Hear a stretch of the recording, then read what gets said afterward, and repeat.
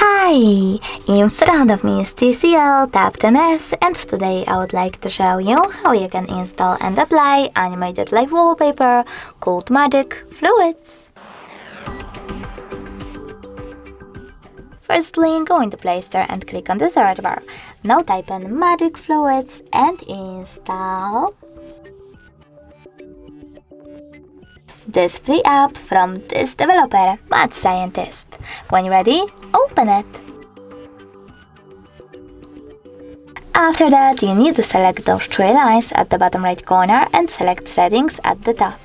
Now choose I accept in this pop-up and adjust all of those wallpaper settings however you wish to. When you're ready, click on the top right corner and bottom one again.